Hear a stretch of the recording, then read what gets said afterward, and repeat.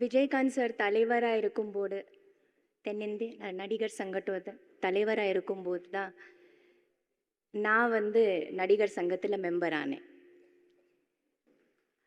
அவரே ஃபோன் பண்ணி தேவயானி நடிகர் சங்கத்தில் மெம்பர் ஆகணும், மெம்பர் ஆயிடுங்க அப்படி சொல்லி ஒரு தலைவரே ஃபோன் பண்ணிட்டு நமக்கு ஒரு ஆர்டிஸ்ட்டை உள்ளே கொண்டு வராரு பாருங்க.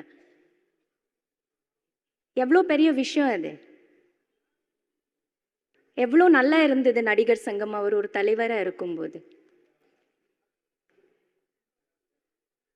அவர் தலைவராக இருக்கும்போது இப்போ எனக்கு ஞாபகம் இருக்குது, நாங்கள் எல்லா ஆர்டிஸ்ட்டும் ஒன்றா மதுரைக்கு கார்கில் ஷோ ஒன்று நடந்தது. கார்கில் வார்க்காக ஃபண்ட்ஸ் ரேஸ் பண்ணுறதுக்கு எல்லா ஆர்டிஸ்ட்டும் ஒரே ட்ரெயினில் நாங்கள் ட்ராவல் பண்ணோம். Chennai to Madurai and Madurai to Chennai back again. ரொம்ப சூப்பரான ஒரு ஷோ நடந்து ஃபண்ட்ஸ் ரேஸ் பண்ணி கார்கில் வார்க்காக நாங்கள் அதை கொடுத்துருந்தோம். அது அவர் ஒரு தலைவராக இருக்கிறதுனால தான் நடந்தது. அவ்வளோ ஆர்டிஸ்ட்டுங்க ஒன்றா ஒரு இடத்துல சேர்க்கிறது, அது எவ்வளோ அழகான ஒரு எக்ஸ்பீரியன்ஸாக இருந்தது தெரியுமா? எல்லா பெரிய ஆர்டிஸ்ட், சின்ன ஆர்டிஸ்ட், எல்லாரும் நாங்கள் ஒரு hero, heroines, character artist, everybody together as a family travelling together. அது மட்டுமா, சிங்கப்பூர் மலேசியாவில் ஒரு ஷோ நடந்தது. அவரே டேட்ஸ் வாங்கி நமக்கு ரெடி பண்ணி யார் எங்கே இருந்தாலும் அவங்கள கொண்டு வந்து சேர்க்கறது அவரால் தான் முடிஞ்சது. அவர் ஒரு தலைவராக இருக்கும்போது தான் முடிஞ்சது. அதுக்கப்புறமா அந்த மாதிரி ஒரு நமக்கு அப்புறமா பார்க்கவே முடியாது இனிமே. ஒன்றா நம்ம ஒரு ஃபேமிலி எங்கேயாவது போக முடியுமா நடிகர் சங்கத்தில்? கொஞ்சம் யோசிச்சு பாருங்க ஆர்டிஸ்ட்டுங்க எல்லாரும்.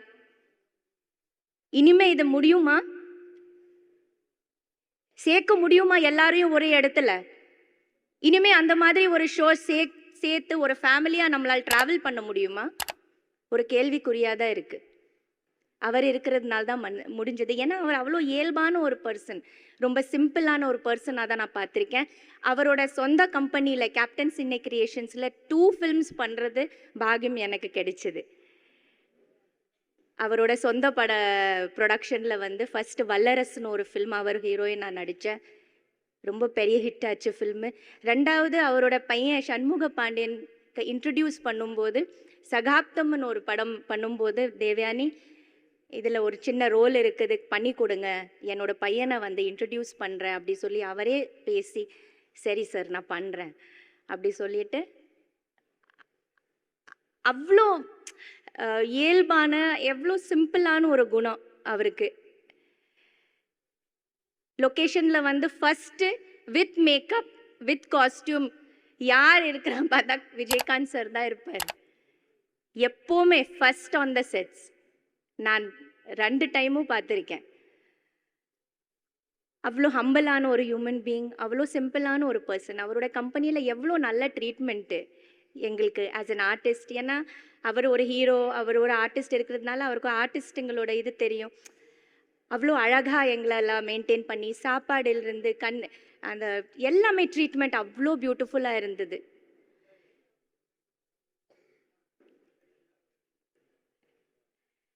சாரோட ஆத்மா சாந்தி அடையும்.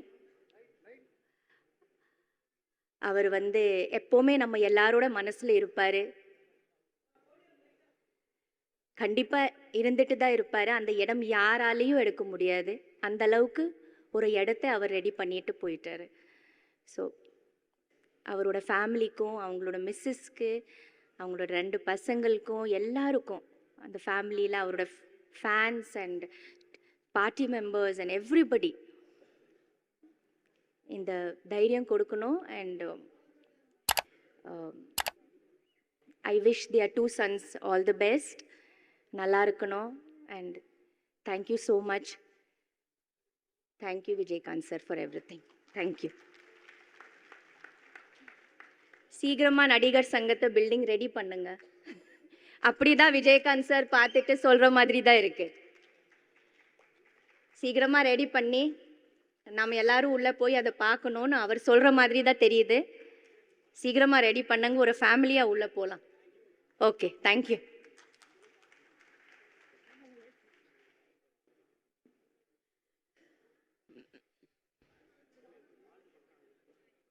இங்க எல்லாருமே ஒன்று கூடியிருப்பது நமது கேப்டனுக்கு நினைவஞ்சலி செலுத்துவதற்காக. இப்பொழுது அவருடைய நண்பர் திரு வாகி சந்திரசேகர் அவர்களை அழைக்கிறோம். தென்னிந்திய நடிகர் சங்கம் சார்பாக அருமை நண்பர் விஜய் அவர்களுக்கு நடத்தி கொண்டிருக்கின்ற நினைவாஞ்சலியில் நானும் கலந்து கொள்வதிலே எனக்கு மனதிற்கு நிறைவை தருகிறது. இந்த வாய்ப்பை வழங்கிய தென்னிந்திய நடிகர் சங்கத்திற்கும் அருமை தலைவர் நாசர் அவர்களுக்கும், பொதுச் செயலாளர் அன்பு தம்பி விஷால் அவர்களுக்கும், பொருளாளர் கார்த்தி அவர்களுக்கும், துணைத் தலைவர் பூச்சி முருகன் அவர்களுக்கும், அன்பு தம்பி கருணாஸ் அவர்களுக்கும், நிர்வாகிகளுக்கும், வந்திருக்கின்ற கலையுலக பெருமக்கள் அனைவருக்கும் என்னுடைய வணக்கத்தை தெரிவித்துக் கொள்கின்றேன். தனக்கு விவரம் தெரிந்த நாளிலே சினிமா மேல் ஏற்பட்ட மோகத்திலே ஒரு 10-15 வயதிலிருந்து முழுக்க சினிமா ரசிகராகி பிறகு திரைப்படத்திலே நடிக்க வேண்டும் என்று சென்னைக்கு வந்தவர் விஜய் அவர்கள். அவர் வந்த அதே காலத்திலே கிட்டத்தட்ட 46 வருடங்களுக்கு முன்னால் 77-78களிலே நானும் அப்படி ஒரு எண்ணத்தோடு இங்கு வந்து இருவரும் சேர்ந்து நட்பாக பழகிய நாட்கள் தொடங்கியது. ஒவ்வொரு நாளும் போராட்டம், வாய்ப்பு தேடி அலைவது, அதற்கு பிறகு சில வாய்ப்புகள் கிடைப்பது போல் தோன்றுவதிலே ஏற்பட்ட மகிழ்ச்சி, அது பறிபோறு விட்ட பிறகு ஏற்படுகின்ற துக்கம், பிறகு வாய்ப்பு கிடைக்கிறது, அவமானங்கள் கிடைக்கிறது, போராட்டங்கள், வருத்தங்கள், கவலைகள், இது எல்லாவற்றையுமே நாங்கள் இருவரும் மட்டுமே அந்த கவலைகளை பகிர்ந்து கொண்ட நாட்கள் உண்டு. விஜய், இப்ராஹிம், இப்போதுதான் ராவுத்தர், இப்போதுதான் கேப்டன், அன்றைக்கு விஜய், இப்ராஹிம். இங்கே வந்திருக்கின்ற அத்துணை நண்பர்களுக்கு தெரியும், இங்கே எதிரில் அமர்ந்திருக்கின்ற எல்லோருமே விஜய் அவர்களுக்கு நண்பர்கள் தான். அப்போது எங்களுக்கு பெற்றோர், உற்றார், உறவினர் யாருமே இல்லை. ஆறுதல் சொல்லிக்கிறது நாங்கள் 2 பேர் மட்டும்தான். எங்கள் கவலையும் சந்தோஷத்தையும் துன்பத்தையும் பகிர்ந்து கொள்வது நாங்கள் 2 பேர் மட்டும்தான். சரி, என்னைக்காவது வாழ்க்கையில் நாம் வந்துடுவோம் அப்படின்னு சொல்லி கொண்டு படங்களிலே நடித்து கொண்டிருந்த போது ஒரு நட்பு வட்டாரம் எங்களுக்கு வந்தது. இதில் எங்களுக்கு என்னென்னா, இந்த சபை நாகரிகம், ஒரு கூட்டத்தில் எப்படி பேசுவது, ஒரு விழாவில் எப்படி கலந்து கொண்டு, அதெல்லாம் எங்களுக்கு தெரியாது. கிட்டத்தட்ட நாங்கள் ஊர்லேருந்து வந்த ஒரு ரா மெட்டீரியலாகவே இருந்தோம். இன்று வரைக்கும் அப்படித்தான் இருக்கோம். விஜய் அவர்கள் மறைவு வரைக்கும் ரா மெட்டீரியல் தான் இருந்தார். ஆனால் அப்போ எங்களுக்கு ஒரு நண்பர் எப்படி சேர்றாரு, ராதாரவி, தியாகு, எஸ்.எஸ். சந்திரன், பாண்டி, இவங்கெல்லாம் நண்பர்களாக வர்றாங்க. இதில் என்னென்னா, எனக்கு விஜய்க்கு அடிக்கடி சண்டை வரும். ஏதாவது ஒரு சின்ன பிரச்சனை 2 பேரும் சண்டை போட்டுக்குவோம். இந்த சண்டையை சமாதானம் செய்கிறது யாருன்னா ராதாரவி, சண்டையை இன்னும் மூட்டி வர்றது யாருன்னா எஸ்.எஸ். சந்திரன். சரி, இது இப்படியே போயிட்டு இருக்குன்னா தியாகு என்ன பண்ணுவான், ஏதாவது காமெடி பண்ணி எங்களை காம்ப்ரமைஸ் பண்ணுவான். அந்த இதுக்கிடையில பாண்டிய உள்ள போந்து என்னத்துக்காக சண்டை போடுறோம், என்ன விஷயமே தெரியாமல், ஆனால் நீங்கள் பேசுனது தப்புன்னு, ஆனால் நீங்கள் பேசுனது சரின்னு சொல்லி இப்படி ஒரு கள்ளங்கபடமற்ற ஒரு ஆனந்தமான ஒரு மகிழ்ச்சியான நாட்கள். ஒவ்வொருத்தரும் ஒவ்வொரு பாதையில் கரைத்துறையில் போய்கிட்டே இருக்கும்போது விஜய் அவர்களுக்கு ஒரு பாதை, அந்த பாதையை அமைத்து கொடுத்தவர் மதிப்பிற்குரிய எஸ்.ஏ. சந்திரசேகர் அவர்கள். ஒரு பெரிய அங்கீகாரத்தை கொடுத்து, அதற்கு பிறகு சறுக்கல் ஏற்பட மீண்டும் வெற்றியை கொடுத்து, அதை தொடர்ந்து ராமநாராயண் அவர்களுடைய படங்களிலே தொடர்ந்து அவர் நடிக்கிறார். நிறைய இயக்குநர்கள் அவர்களுக்கு அங்கீகாரம் கொடுக்கிறார்கள். அப்போது திரைப்பட கல்லூரியிலிருந்து ஆபாவணனுடைய குழுவினர்கள் வருகிறார்கள். அவர்கள் வந்த பிறகு திரைப்பட கலைஞர்கள் மூலம், திரைப்பட கல்லூரி மூலம் இன்னொரு பரிணாமத்தை அன்பர் விஜய்க்கு அவர்கள் அடையாளம் காட்டுகிறார்கள். ஒரு வெற்றி கோலத்தை போடுகிறார்கள். அந்த கோலத்திற்கு புள்ளி வைத்தவன் நான் என்கின்ற பெருமை எனக்கு உண்டு என்பதை நான் இங்கு மகிழ்ச்சியோடு சொல்லிக் கொள்கிறேன். அந்த வழியில்தான் விஜய் அவர்களுடைய திரைத்துறையிலே ஆபாவனுடைய தொடர்ந்து வந்த அருமை தம்பிமார்கள் ஆர்.கே. செல்வமணி, ஆர் உதயகுமார் அவர்கள், இவங்களெல்லாம் அவருக்கு அவருடைய கிரீடத்திலே வைர கற்களை பதித்தார்கள். இப்படி வாழ்க்கை தொடர்ந்து அவருக்கு வெற்றியிலே போய்கொண்டிருந்தது. அப்போது யார்? 2 ஜாம்பவான்கள் கொடிகட்டி பறக்கிறார்கள், கமல், ரஜினி. அதுக்குள்ள புகுந்து அடிச்சு ஜெயிச்சு வர்றாரு விஜய். அது மட்டுமல்ல, அதற்கப்புறம் அரசியலிலே ஒரு பக்கம் கலைஞர், ஒரு பக்கம் ஜெயலலிதா அவர்கள், அதுக்குள்ளேயும் புகுந்து அதுக்குள்ளேயும் வெற்றி பெற்றவர் தான் நண்பர் விஜயகாந்த். எனக்கும் அவருக்கும் அரசியல் கருத்து வேறுபாடுகள் உண்டு. ஆனால் இன்றைக்கு வரைக்கும் இந்த மேடையிலே நிற்கிற வரைக்கும் விஜய் அவர்கள் ஒரு அருமையான நண்பர், யதார்த்தமான மனிதர். எங்களுக்கு சப்போர்ட் பண்ணி இப்படி சபைக்கெல்லாம் கூட்டிட்டு போறது ராதாரவி. ஏன்னா நாங்கெல்லாம் ரா மெட்டீரியல் ஆச்சே. நான் ஒரு பக்கம் ரா மெட்டீரியல், பாண்டிய சிஸ்டம் எல்லாம். ஆனால் அப்புறம் தான் கொஞ்ச நாள் கழிச்சு தெரிஞ்சது ராதாரவியும் ரா மெட்டீரியல்னு. அது லேட்டாக தான் எங்களுக்கு தெரிஞ்சது. எல்லாருமே அப்படியே முரட்டுத்தனமாக இன்ன வரைக்கும் இருக்கோம். அது என்ன ஒரு பாதுகாப்புன்னா, அந்த ரா மெட்டீரியல் இருக்கிறது பலமாகவும் இருக்கிறது, பாதுகாப்பாகவும் இருக்கிறது. அதனால இனிமேல் அந்த ரா மெட்டீரியலாகவே இருந்துட்டு போகலாம். ஏன்னா மறைவு வரைக்கும் விஜய் அவர்கள் யதார்த்தம். நான் ரா மெட்டீரியல் சொல்வது என்னன்னா, கள்ளம் கபடம் இல்லாமல் நம்முடைய பிறந்த மண்ணிலிருந்து புறப்பட்டு வரும்போது எந்த விஜயகாந்த் பரிசுத்தமான விஜயகாந்த் இருந்தாரோ அந்த பரிசுத்தமான விஜயகாந்த் மறைவு வரை இருந்தார் என்பதுதான். இங்கே நான் என் பக்கத்தில் அவருடைய அன்பு பிள்ளைகள் இங்கே ஏவி பார்க்கும்போது கண்ணீர் விட்டார்கள். அவருடைய மைத்துனர் இருக்கின்றார் சுதீஷ். கண்ணீர் விட்டால் நான் அந்த தம்பிக்கு யாரும் சொன்னேன், அழுகாத, இனிமேல் நீங்கள் மகிழ்ச்சியோடு இருக்கணும். எல்லா சாதனையும் செய்து விட்டார். அவர் நோய்வாய்ப்பட்டிருந்த போது பிள்ளைகளாக நீங்கள் எப்படி பார்த்து கொண்டீர்கள்? உங்கள் அம்மா அவரை எப்படி ஒரு குழந்தையாக பார்த்து கொண்டார்? கவலைப்படாதீர்கள், இன்றிலிருந்து மகிழ்ச்சியாக இருங்கள். ஏன்னா ரொம்ப மகிழ்ச்சியான ஒரு ஆள், யதார்த்தமான ஆள். பெரிய நான் அப்படி சிலேடையா இலக்கணம் படித்து காமெடி பண்ண மாட்டார், இல்லை வார்த்தை ஜாலத்தில் காமெடி பண்ண மாட்டார். ஆனால் ஒரு இலக்கியத்துக்கு இருக்கிற அந்த அறிவும் ஒரு மென்மையும் ஒரு அற்புதமான நகைச்சுவை யதார்த்தமாக மண் வாசனையோடு அறிவுபூர்வமாக அடிப்பார். அவர் எல்லாத்தையும் ஈஸியாக எடுத்துக்கிறவர் விஜய் அவர்கள். அந்த நாள் எனக்கு இப்போ நான் அதை சுகமான நினைவுகளை தான் இனிமேல் வச்சுக்கிட்டு அவரோட மறைவை நம்ம வாத்திக்கணும். பூண்டியில் தஞ்சாவூர் பூண்டி காலேஜில் ஒரு ஃபங்க்ஷன், எல்லாரும் பீக்கில் இருக்கோம். முன்னாடி 2 காரு, பின்னாடி 2 காரு, நடுவில் ஒரு காரில் விஜயகாந்த், அதுக்கப்புறம் 2 காரு, அதில் நான், அதுக்கப்புறம் ராதாரவி. இப்படி ஒரு 15-20 கார் புடைசோல போயிட்டோம் பூண்டி காலேஜுக்கு. விழா நடக்குது. விழாவில் பேசும்போது நான் தான் அங்கே ஆரம்பித்து வச்சுட்டேன். ஏதோ ஒரு வசனம் ஒரு நடிக்க சொன்னாங்க. நடிச்சுக்கிட்டே இருக்கும்போது ஒரு மாணவன் எழுந்து ஏதோ ஒன்று சொல்லிட்டா எனக்கு கோவம் வந்துருச்சு. நான் ஒரு வார்த்தையை சொல்லிட்டேன், பெரிய தகராறாகி போச்சு. அடுத்து அங்கேருந்து அந்த ஆடிட்டோரியத்திலேருந்து மெயின் கேட்டுக்கு போகிறதுக்கு 1 கிலோமீட்டர் இருக்கு.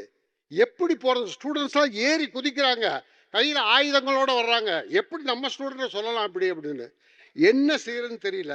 அந்த நேரத்தில் 10 கார் 20 காரெல்லாம் தள்ளி விட்டு விஜய் என்ன பண்ணாப்புல, எல்லாம் ஏறுங்கடா, ஒரே வண்டியில் ஏறுங்க, சீக்கிரம் இறங்குன்னு ஒரே ஒரு அம்பாசிடரில் எங்கள் எல்லாரையும் ஏற்றி கேட்டை உடச்சி வெளியே போக சொல்லி, அந்த மாதிரி நேரத்தில் ஸ்பான்டேனியஸாக ஐடியா வரும், பிரமாதம் செஞ்சு எங்களை காப்பாற்றினவர் விஜய் அவர்கள். அதே மாதிரி செந்திரப்பூ ஷூட்டிங் பீச்சில் நைட் நடந்துகிட்டு இருக்கு. செந்தில்கிட்ட கொஞ்சம் மீனவர்கள் ஏதோ தகராறு பண்ணிட்டாங்க, பெரிய பிரச்சனை ஆகி போச்சு. என்ன செய்யறதுன்னு தெரில. ஒரே ஆள் ரிஃப்ளெக்டரோட அந்த ஸ்டாண்ட் எடுத்து அடித்து அத்தனை கூட்டத்தையும் ஒதுக்குனார் விஜய். அதே மாதிரி நகைச்சுவைனா அருமையான நகைச்சுவை. நான், ராதாரவி, பாண்டியன் எல்லாரும் கல்யாணத்துக்கு போகிறோம். ஹோட்டல் இம்பீரியலில் கல்யாணம், எக்மோரில் இருக்க இம்பீரியலில். இப்போ வண்டியில் ஏறிட்டு பாண்டியன் சொல்கிறான், டே அவங்க அசிஸ்டன்ஸ் எல்லாம், டே எல்லாம் ஹோட்டல் இம்பீரியலுக்கு வந்துருங்கடா அப்படின்னா. உடனே ராதாரவி முன்னாடி உட்காந்துருந்தான். ரவி சொன்னா, டே இம்பீரியல் இல்லைடா, என்னடா ஊர்லேருந்து வந்துட்டானுங்கடா, நடிக்க வந்துட்டானுங்க, ஒன்றும் தெரிய மாட்டேங்குது இவனோட. யார்? என்ன, விஜய், பாண்டிய எல்லாரும். ஷோப்பா, இதுக்கு தாண்டா நான் எங்களை மேய்க்கிற பெரிய இம்பீரியல் இல்லை பாண்டியா, இம்பீரியல் சொல்லு, இம்பீரியல் அடையாடா அப்படின்னா.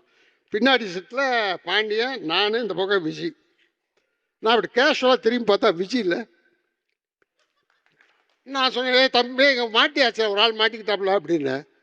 என்ன விஜய் இப்போ என்ன சொல்லிக்கிட்டு இருந்தேன்? டே அடுத்து என்ன தடவை கேட்பீங்க, அதான்டா நான் சொல்லி பார்த்துக்கிட்டேன். இதை விட ஒரு மென்மை வேண்டுமா? இதை விட ஒரு குழந்தைத்தன்மை வேண்டுமா?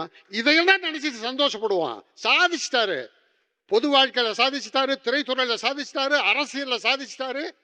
இன்னைக்கு இங்க இருக்கிற உண்மையிலே நான் சொல்றேன், இங்க இருக்க அத்தனை பேரும் உணர்வுபூர்வமா யாருமே போலித்தனமாக இங்கு வந்து நிற்கவில்லை. உணர்வுபூர்வமாக விஜயகாந்துக்கு மரியாதை நடிகர் சங்கம் செலுத்திக் கொண்டிருக்கிறது. ஆகவே அந்த அன்பு பிள்ளைகளுக்கு சொல்றேன், மைத்துனருக்கு சொல்றேன், வீட்டுல தங்கச்சிக்கு சொல்லிருங்க, மகிழ்ச்சியா இருப்போம். எல்லாத்தையும் சாதிச்சிட்டாரு. இனிமேல் அவருடைய மகிழ்ச்சியான நினைவுகளை அசை போட்டுக் கொண்டு உங்கள் வாழ்க்கையில நீங்கள் வெற்றியை நோக்கி செல்லுங்கள். விஜயகாந்தின் புகழ் வாழ்க. நன்றி, வணக்கம். ஒவ்வொரு வார்த்தைகளுமே அவ்வளோ ஆறுதலா இருந்துச்சு, ரொம்ப பாசிட்டிவா இருந்துச்சு. இப்பொழுது திருமதி ரேகா அவர்களை பேச அழைக்கிறோம். ரொம்ப பெருமையாக இருக்குது. அதாவது எம்ஜிஆர் சார் இருக்கும்போது இருந்திருக்கோம், சிவாஜி கணேசன் சார் இருக்கும்போது இருந்திருக்கோம், ரஜினி சார் இருக்கும்போதும், கமல் சார் இருக்கும்போதும், விஜயகாந்த் சார் இருக்கும்போதும் இருந்திருக்கிறேன், நடிச்சிருக்கோம். ஒரு 5-6 படங்கள் நடிச்சிருக்கேன் அவரோட. ரொம்ப ரொம்ப நல்ல ஒரு மனிதர். அதாவது அந்த வெள்ளை ட்ரெஸ் போட்டுட்டு வந்தால் அது அவருக்கு மட்டும்தான் பொருந்தும்னு நினைக்கிறேன். அந்த அளவுக்கு அவருக்கு அது ரொம்ப அப்படியே அந்த வெள்ளை வேஷ்டி வெள்ளை ஷர்ட் அவருக்கு அப்படி இருக்கும். ஒரு காந்த பார்வை. நான் அப்போ ரொம்ப நடிக்க வந்த புதுசில் என்னுடைய சொல்வதராமுல்மைன்னு ஒரு படத்தில் நான் நடிக்கும்போது எனக்கு ஹார்ஸ் ட்ரேடிங்லாம் இருந்துச்சு, எனக்கு தெரியாது. ஆனால் ஒரு ஹார்ஸ் மேலே உட்கார வச்சுட்டு தட்டி விட்டுட்டாரு. ஹார்ஸ் பாட்டுக்கு ஓடுது. சார் சார் காப்பாற்றுங்க காப்பாற்றுங்கன்னு. அப்படி தான் கற்றுக்க வேண்டியது, எல்லாம் கற்றுக்கணும் அப்படின்னு சொன்னார். அவருடைய தம்பி தங்க கம்பி அந்த மேலே ராபில் இறங்குறது ஏறுறதெல்லாம் நானும் ரம்யா கிருஷ்ணன்லாம் நடிச்சிருப்போம். அப்போவும் அப்படி தான் தைரியத்தை கொடுத்தாரு. எம்புருஷ் தான் எனக்கு மட்டும்தான் ரொம்ப முரட்டு பெண்ணாக நடிச்சிருப்பேன். அப்பவும் ஒரு தைரியத்தை கொடுத்தவர். நல்ல நடி ரேகா, நல்ல நடி அப்படின்னு சொல்லுவார். அவரை பார்க்கும்போதே எனக்கு ரொம்ப பயமாக இருக்கும். ரொம்ப ஒரு பியோர் ஆர்ட்னா அப்படி ஒரு நல்ல ஆர்ட்ஸுங்க. அவங்க கூட நடிக்கிறதுக்கு நான் ரொம்ப பெரிய பாக்கியம் செஞ்சுருக்கேன். எனக்கு உண்மையாலுமே என்னுடைய தந்தை இறந்ததுக்கப்புறம் நான் அழுந்ததே கிடையாது. எம்ஜிஆர் சார் இருந்தப்போ அழுந்திருக்கேன். அதுக்கப்புறம் என் தந்தை இறந்ததுக்கப்புறம் நான் அழுகவே மாட்டேன். எல்லாருடைய மரணத்துக்கும் போயிட்டு வந்துடுவேன். இந்த தடவை அவருடைய மரணத்துக்கு வர முடியலன்ற ஒரு சங்கடம் இருக்குது. அவங்க 2 பேருடைய அந்த குழந்தைங்களை பார்க்கும்போது நம்மளுடைய மனசு எவ்வளோ வேதனைப்பட்டிருக்கு பார்த்தீங்களா.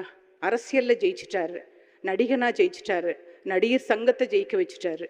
ஆனால் ஹெல்த்தில் ஜெயிக்காமல் போயிட்டாரு பாருங்கள். ஹெல்த்து பார்த்துக்கோங்க. ஹெல்த்து தான் ரொம்ப இம்பார்ட்டன்ட். எல்லார்கிட்டையும் சொல்கிறேன், எல்லார்கிட்டையுமே சொல்கிறேங்க, ஹெல்த் ரொம்ப நல்லா பார்த்துக்கோங்க. டே நைட் ஒரு வாக் போகலாம், ஒரு யோகா பண்ணலாம், ஒரு மெடிடேஷன் பண்ணலாம். நம்மளால் முடிஞ்ச உதவிகள் செய்வோம். பணம் என்னடா பணம் அப்படின்னு சொல்லி அவரே டயலாக் சொல்லிட்டாரு பாருங்கள். பணம் இருக்குதான், பணம் வரும் போகும். ஆனால் மனுஷனுடைய அந்த டிசிப்ளின் இருக்குது பார்த்தீங்களா, அது இருந்தால் மட்டும்தான் நம்மளை திரும்பி பார்ப்பாங்க, இல்லாட்டி யாருமே பார்க்க மாட்டாங்க. இன்றைக்கி எத்தனை நலிந்த கலைஞர்கள் இருக்காங்க. நான் திரும்பவும் இந்த நடிகர் சங்கத்தில், தென்னிந்திய நடிகர் சங்கத்தில் நான் கேட்டுக்கிறது என்னென்னா, மலையாளமில் அம்மான்னு ஒரு சங்கம் இருக்குது. அதில் உங்களுக்கு ஓணமாக இருக்கட்டும், இல்லை மாதமாக இருக்கட்டும், இல்லை மாதம் ரிட்டையர்ட் பேமெண்ட்டாக இருக்கட்டும், எல்லாருடைய ஆப்ரேஷன்ஸ், எல்லாருடைய எல்ஐசி பாலிசி, அவங்களுடைய பணம்லாம் கரெக்டாக போய் சேர்ந்துடும். அந்த அளவுக்கு மேனேஜ்மெண்ட் நல்லாயிருக்கும். இங்கேயும் சொல்கிறேன், நமக்கு இருக்கிற இந்த கருத்து வேறுபாடுகள் எல்லாம் மாற்றி வச்சுட்டு நம்மளுடைய நடிகர் சங்கத்தை ஃபஸ்ட்டு நம்ம அதை கட்டி அந்த பில்டிங்கை ஓப்பன் பண்ணும்போது தான் அவருடைய ஆத்மா சாந்தி அடையும். இன்னைக்கு நம்மளை விட்டுட்டு போயிட்டாரு. நான் சொல்கிறேன், இதுவே ரொம்ப நாளுக்கு முன்னாடி அவரை எவ்வளோ பேர், எவ்வளோ மீடியாஸ், எவ்வளோ மீம்ஸ் போட்டு கிண்டல் அடிச்சுங்க. இன்னைக்கு படத்தெல்லாம் கண்டுபிடிச்சி அந்த வானத்தை போல மடம் படைச்ச புண்ணியவனேன்னு சொல்லி பாடுறீங்க. நம்ம மனசுங்களை எல்லாருமே மறந்துடுறோங்க. பழசு எல்லாத்தையுமே நம்ம மறந்துடுறோம். அடுத்தடுத்த ஆளுங்களை, சிவாஜி கணேசன் சார் போனார், எம்ஜிஆர் போனார், கலைஞர் ஐயா போனார், ஜெயலலிதா அம்மா போனார். இறந்து போனதுக்கப்புறம் தான் அவங்களுடைய நல்ல இதெல்லாம் எடுத்து நம்ம பார்க்குறோம்.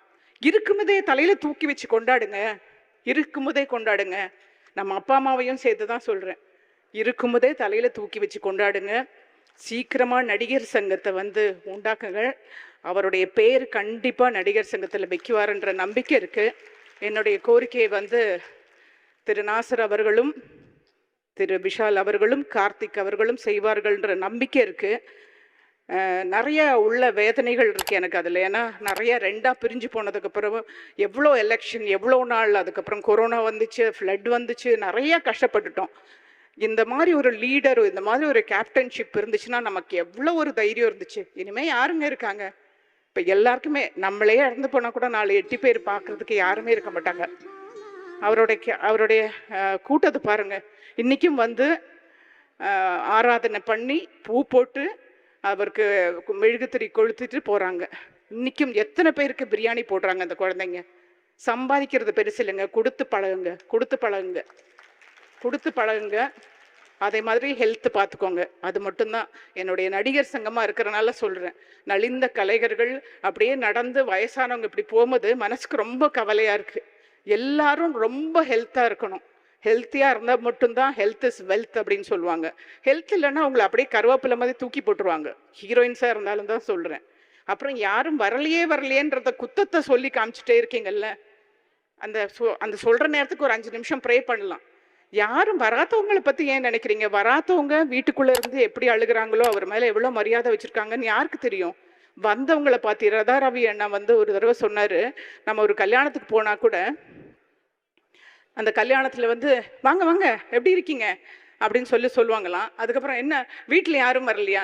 ஏன்டா நான் வந்திருக்கேன், என்ன கேட்க மாட்டேங்கிறேன்ற மாதிரி. வந்தவங்களை பாருங்க, எவ்வளோ பேர் வந்திருக்கீங்க. வராதவங்களை பிடிச்சி நீங்கள் ஏன் அப்படி இவங்க வரல அவங்க வரல அந்த ஹீரோயின் வரல? எனக்கு தெரிஞ்சு இன்னைக்கு ஹீரோயின்ஸ் வந்து இவ்வளோ பேர் நடிச்சிருக்காங்க. இன்னைக்கு ராதா மேடம் பார்த்தேன், அம்பிகா மேடம் பார்த்தேன், அப்புறம் வேற ஹீரோயின்ஸ் யாரையுமே காணோம். வரலன்றதுக்காக அவர் மேலே பாசம் இல்லைன்றது அர்த்தமா? யாரையும் குறை சொல்லாமல் நல்லபடியாக நம்மளோட ஹெல்த்தை பார்த்து நல்ல ஒரு டிசிப்ளினாக ஒரு டிக்னிஃபைடாக இருந்துட்டாலே வாழ்க்கை ரொம்ப நல்லா இருக்கும். அவருடைய மனசு ஆசைப்படுறது ரொம்ப நலிந்த கலைஞர்களுக்கு நல்லபடியாக எல்லாம் செய்யுங்கன்னு சொல்கிறது தான். அதை நானும் உங்கள் சார்பாக கேட்டுக்கிறேன். அவருடைய ஆத்மா சாந்தி அடையணும். Thank you producers, thank you thank you. ப்ரொடியூசர்ஸ்க்கெல்லாம் பிடிச்ச கதாநாயகனாக இருந்தார். Thank you so much. Thank you thank you sir. தூரத்து இடிமுழக்கம் அப்படின்னு ஒரு படம் மெட்ராஸ் சினிலேவில் டப்பிங்கு. எங்கள் அக்கா வந்து ஹீரோயினுக்கு பேசினாங்க. அப்போது அந்த தேட்டருக்கு அண்ணன் வந்தாங்க பைக்கில். அதுக்கப்புறமா சட்டம் ஒரு இருட்டறையில் தான் நான் அண்ணங்கிட்ட ரொம்ப நெருங்கி பேசி பழகினது. அப்போல்லாம் நான் டப்பிங் ஆர்டிஸ்டாக இருந்தேன். அதுக்கப்புறமா எத்தனையோ நாள் அவருடைய ரூமுக்கு போயிருக்கேன், ராஜாபாதர் ஸ்ட்ரீட்டுக்கு. சாப்பிட்டு போவோம்னாங்க. சாப்பிட்டதுக்கப்புறமா வந்து இப்போ வீட்டுக்கு போய் நேராக எங்கே போகிறேன், நான் வீட்டுக்கு தானே போகிறேன், பேசாமல் இப்படி ஒரு ஓரமாக படும்பாங்க. அவங்க ரூம்லேயே நானும் படுத்து தூங்கியிருக்கிறேன். அதுக்கப்புறம் எத்தனையோ மீட்டிங்ஸு, எவ்வளவோ இது டப்பிங் பேசுகிறது, எத்தனையோ படங்கள் டப்பிங்கு அவங்க கூடலாம் இது பண்ணியிருக்கிறேன். நான் அவங்க கூடவே நான் வந்து நிறைய ட்ராவல் பண்ணியிருக்கிறேன். ஒரு இக்கட்டான ஒரு சூழ்நிலை, என்கிட்ட காசு இல்லை. அந்த நேரத்தில் என்னை KN காளை அப்படின்னு இருந்தவங்க, அவங்க தான் கூட்டிகிட்டு போயிட்டு நடிகர் சங்கத்தில் சேரணும்னு நான் கேட்டப்போ அண்ணங்கிட்ட கூட்டிகிட்டு போய் அண்ணன் தலைவராக இருந்தாங்க. என்கிட்ட பணம் இல்லை, கொஞ்சம் தான் இருக்குன்னு. சரி கொடுத்துருங்க காளை அண்ணன்னு சொல்லிவிட்டு நான் பார்த்துக்கிறேன் அப்படின்னாங்க. மீதி அவங்க தான் கட்டியிருப்பாங்க.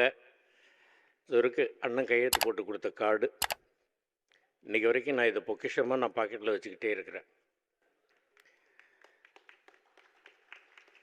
ஒன்றும் எல்லாரும் சொல்கிற மாதிரி தான், ரொம்ப வெள்ளந்தியான ஒரு மனம், யாருக்கும் ஒரு தீங்கு நினைக்காத ஒரு எண்ணம், எல்லாரும் நல்லா இருக்கணும் அப்படின்ற ஒரே குறிக்கோள்.